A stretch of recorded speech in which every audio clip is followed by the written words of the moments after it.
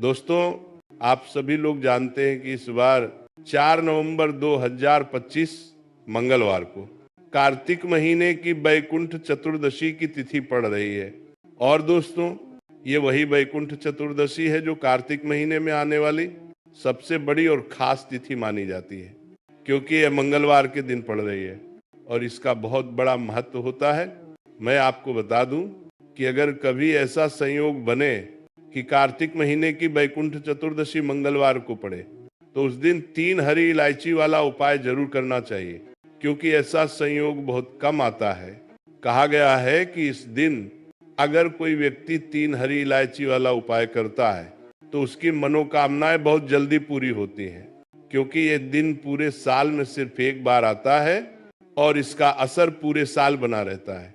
इसीलिए दोस्तों, इस बैकुंठ चतुर्दशी के दिन इस उपाय को जरूर कर लेना चाहिए।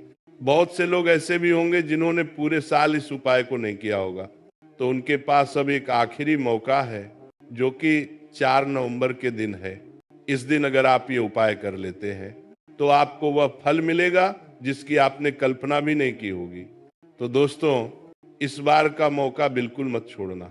इस उपाय को एक बार जरूर करना, ताकि ये खास दिन आपके जीवन में कुछ अच्छा परिवर्तन लेकर आए और आपकी सारी रुकावटें खत्म हो जाएं। मैं आपको बता दूं कि इस उपाय के बारे में शिव पुराण में भी बताया गया है और इसे बहुत शुभ माना गया है। आज मैं आपको यही उपाय बहुत सरल भाषा में समझाने वाला हूं, ताकि इस वीडियो को देखने के बाद आपको किसी और वीडियो या किताब की जरूरत न पड़े। ये बैकुंठ चतुर्दशी का दिन इतना खास होता है कि कई बार बड़े बड़े पूजा पाठ और अनुष्ठान से जो काम नहीं बनते, वे इस दिन के एक छोटे से उपाय से बन जाते हैं। कई लोगों ने इस उपाय को किया है और उन्हें इसका लाभ भी मिला है। अगर आप भी करना चाहते हैं तो पहले इसे ध्यान से सुन लीजिए और समझ लीजिए, फिर करना, ताकि आपको इसका पूरा फल मिल सके। ये उपाय इतना प्रभावशाली है कि आपके घर में चाहे कोई भी दुख या समस्या क्यों न चल रही हो, अगर आप ये उपाय इस दिन करते हैं तो उसका असर जरूर दिखता है। चाहे वह पितृदोष हो या किसी भी तरह का मंगल दोष, इस दिन किया गया ये उपाय सबको दूर कर देता है।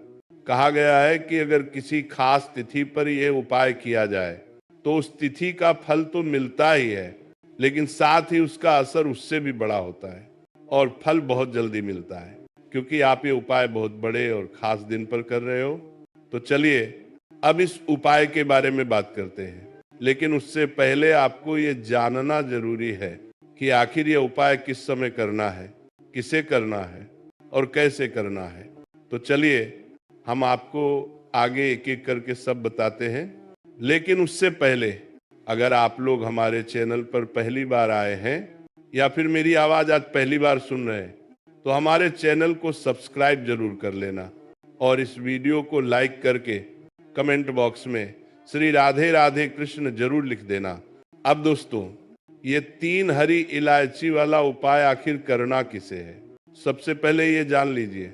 देखो, घर की जो बड़ी माताएं या बहनें होती हैं, उनमें से कोई भी एक बड़ी माता या बहन इस उपाय को कर सकती है, और अगर आप चाहें तो अपने घर के सभी सदस्यों को भी यह उपाय करवा सकते हैं। अगर किसी व्यक्ति की अपनी कोई मनोकामना है या कोई दुख परेशानी है जो वो अपने लिए दूर करना चाहता है, तो वो खुद भी यह उपाय कर सकता है। बाकी अगर कोई व्यक्ति अपने पूरे घर परिवार की सुख और शांति के लिए ये उपाय करना चाहता है तो वह भी कर सकता है, इसमें कोई मनाही नहीं है। मतलब यह है कि इस उपाय को हर सदस्य अपने लिए भी कर सकता है और पूरे घर के लिए भी कर सकता है। अगर घर की बड़ी माताएं या बहनें उपस्थित नहीं है या ये उपाय नहीं कर पा रही हैं, तो घर का कोई बड़ा सदस्य, चाहे वह पुरुष ही क्यों न हो, वह भी यह 3 हरी इलायची वाला उपाय कर सकता है। इसमें कोई दिक्कत वाली बात नहीं है। अब दोस्तों, अगला सवाल आता है कि इस उपाय को किस समय करना है, सुबह या शाम को।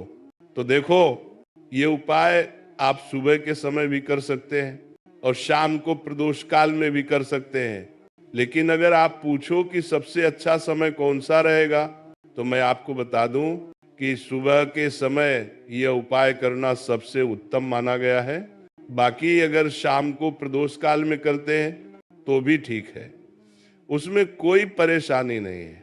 अब दोस्तों, अगली सबसे जरूरी बात आती है कि अगर सुबह ये उपाय करेंगे तो कितने बजे से कितने बजे तक करना है, और अगर शाम को प्रदोष काल में करेंगे तो हमें कितने बजे से लेकर कितने बजे तक करना है।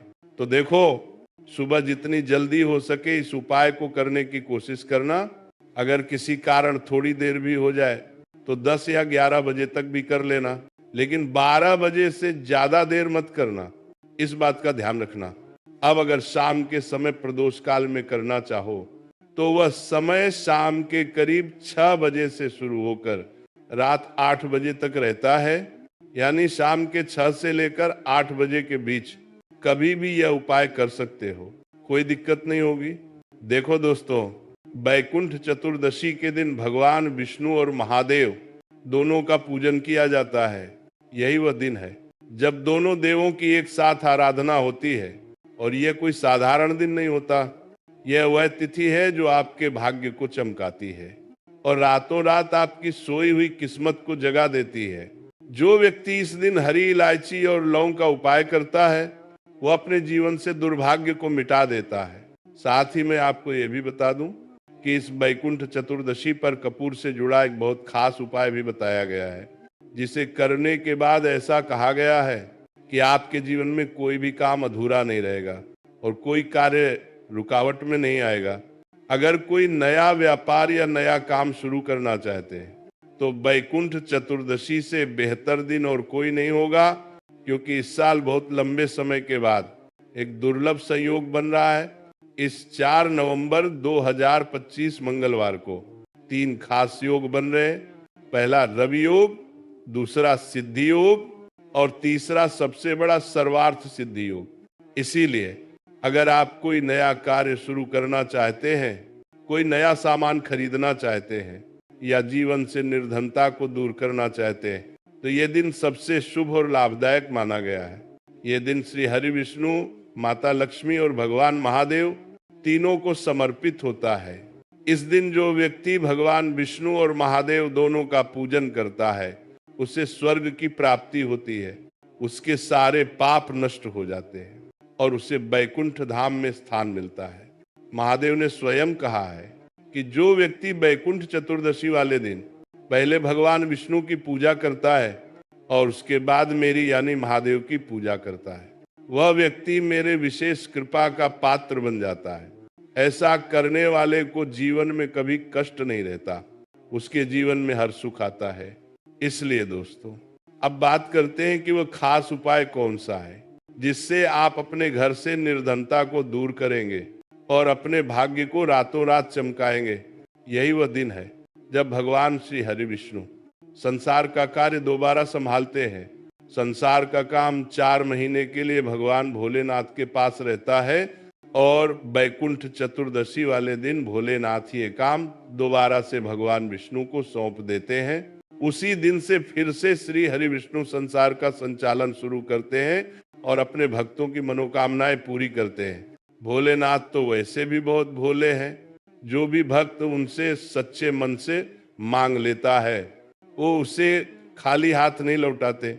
अब सुनिए, इस दिन कौन सा उपाय करना है। पहले हम बात करेंगे 3 हरी इलायची और 3 लौंग वाले उपाय की, और उसके बाद बताएंगे कि महादेव का पूजन कैसे करना है और भगवान विष्णु को कैसे प्रसन्न करना है। ये जो 3 हरी इलायची और 3 लौंग वाला उपाय है, इसे करने से भगवान विष्णु और माँ लक्ष्मी दोनों की असीम कृपा मिलती है। और जिस घर में श्री हरि विष्णु और माँ लक्ष्मी की कृपा होती है वहाँ कभी धन की कमी नहीं आती, लक्ष्मी कभी रुष्ट होकर नहीं जाती और अष्टलक्ष्मी का वास बना रहता है। आपको करना बस इतना है, 3 हरी इलायची लेनी है जो साबुत हो, टूटी हुई नहीं। 3 लौंग लेनी है, वो भी साबुत हो, टूटी नहीं। और एक छोटा सा कपूर का टुकड़ा लेना है। इन तीनों चीजों को मिट्टी के दीपक या किसी बर्तन में एक साथ रख लेना है और घर के मंदिर में रखकर जलाना है। साथ ही एक देसी घी का दीपक गोल बाती वाला माँ लक्ष्मी और भगवान विष्णु के सामने जलाना है। बहुत ही छोटा सा उपाय है पर असर बहुत बड़ा है। इसे करिए और देखिए किस तरह किस्मत पलटती है। जो हरी इलायची, लौंग और कपूर आपने जलाया है, उसे घर के मंदिर में ही घुमाना है, पूरे घर में लेकर घूमने की जरूरत नहीं है। जब आप ये उपाय करेंगे तो अपनी मन की इच्छा वहीं बोल देनी है। अगर धन चाहिए तो धन की प्रार्थना करिए, अगर कोई और मनोकामना है तो वो बोलिए, क्योंकि बैकुंठ चतुर्दशी का दिन ही ऐसा दिन है जो भाग्य को चमकाने वाला होता है। इस दिन जो भी व्यक्ति श्रद्धा से ये उपाय करता है, उसके जीवन में बरकत आती है और घर में धन की वर्षा होती है। अब सुनिए आगे महादेव के पूजन के बारे में। इस दिन भगवान शिव की पूजा भी बहुत जरूरी मानी जाती है। महादेव इतने भोले हैं कि अगर कोई उनका नाम भी प्रेम से ले ले, जय शिव शंभु हर हर महादेव, तो वो भी प्रसन्न हो जाते हैं। यही कारण है कि उन्हें भोलेनाथ कहा जाता है। वे अपने भक्त की थोड़ी सी भक्ति से भी खुश होकर वो सब दे देते हैं जो शायद उसके भाग्य में भी न लिखा हो। अब आपको करना क्या है, अगर आपके घर में भगवान शिव की मूर्ति या शिवलिंग है तो वहां देसी घी का दीपक जलाना है। लेकिन ध्यान रहे, दीपक सबसे पहले गणेश जी के आगे जलाना है, क्योंकि गणेश जी प्रथम पूजनीय है और उनके बिना पूजा अधूरी मानी जाती है। उसके बाद महादेव के आगे दीपक जलाइए, फिर माता पार्वती का ध्यान करिए और महादेव से प्रार्थना करिए कि भोलेनाथ, आप तो सबकी सुनते हैं, मेरी भी मनोकामना पूरी कर दीजिए। तो देखिए, जब आप बैकुंठ चतुर्दशी के दिन भोलेनाथ से अपनी मनोकामना मांगने वाले हैं तो सबसे पहले भगवान विष्णु और माता लक्ष्मी की पूजा करिए, फिर यह उपाय कीजिए। सबसे पहले भगवान गणेश जी के आगे एक दीपक जलाकर रख दीजिए, क्योंकि किसी भी शुभ काम की शुरुआत गणेश जी के बिना अधूरी रहती है। इसके बाद जब आप महादेव की पूजा करें तो उन्हें देसी घी का एक दीपक अवश्य अर्पित करें। बस इतना सा करने से ही महादेव प्रसन्न होकर आपकी सारी मनोकामनाएं पूर्ण कर देते हैं। भोलेनाथ बहुत दयालु हैं, जो सच्चे मन से मांगो वही दे देते हैं। यही बैकुंठ चतुर्दशी का चमत्कारिक दिन है जब भगवान विष्णु और भगवान शिव दोनों की एक साथ पूजा की जाती है। ऐसा बहुत कम होता है। इस दिन अगर कोई श्रद्धा से पूजन करे तो भाग्य बदल जाता है। तो जरूर करिए, हो सकता है वही चीज जो आपके जीवन में सालों से अधूरी है आज पूरी हो जाए। अब बात करते हैं तीसरे उपाय की। ये उपाय इतना असरदार है कि इससे घर में बरकत आती है, क्लेश खत्म होता है और जो धन एक बार आता है वो टिक भी जाता है। निर्धनता हमेशा के लिए चली जाती है। आप इस उपाय को दो तरीकों से कर सकते हैं। पहला तरीका है, अपने घर के पास अगर कोई पवित्र नदी, तालाब, कुआं या बावड़ी हो तो वहां एक दीपक जलाइए। बस इतना ध्यान रहे, दीपक देसी घी का हो और उसमें गोल बाती हो। अब बहुत से लोग कहेंगे कि हमारे पास तो कोई नदी, तालाब नहीं है, तो वो लोग चिंतित ना हो। दूसरा तरीका यही है कि वही दीपक आप पीपल के पेड़ के नीचे लगाइए, क्योंकि पीपल का पेड़ कोई साधारण वृक्ष नहीं है। उसमें ब्रह्मा, विष्णु, महेश तीनों का वास माना गया है। माँ लक्ष्मी का निवास होता है और हमारे पितरों की ऊर्जा भी उसमें रहती है। इसीलिए पीपल के नीचे दिया जलाना सबसे पवित्र माना गया है। जब आप दीपक जलाएं तो अपनी मन की इच्छा वहीं बोल दीजिए। माँ लक्ष्मी और श्री हरि विष्णु से कहिए कि मेरे जीवन से सारी रुकावटें दूर करें और महादेव से प्रार्थना करें कि मेरे जीवन में बरकत बनी रहे। सच्चे मन से बोली गई बात भगवान जरूर सुनते हैं। ये उपाय शाम के समय करना सबसे शुभ रहता है, लेकिन अगर शाम का समय न मिल पाए तो सुबह सूर्योदय के बाद भी किया जा सकता है। भगवान के लिए समय से ज्यादा मायने रखती है भक्ति और सच्ची श्रद्धा। जो भी व्यक्ति इस दिन पूरे मन से ये उपाय करता है, उसके घर में लक्ष्मी स्थिर होती है, धन की वर्षा होती है, घर का वातावरण पवित्र और शांत होता है और महादेव, विष्णु और माँ लक्ष्मी तीनों की कृपा एक साथ मिलती है। हम यही कामना करते हैं कि भगवान महादेव आपके जीवन से सारे संकट और कष्ट दूर करें।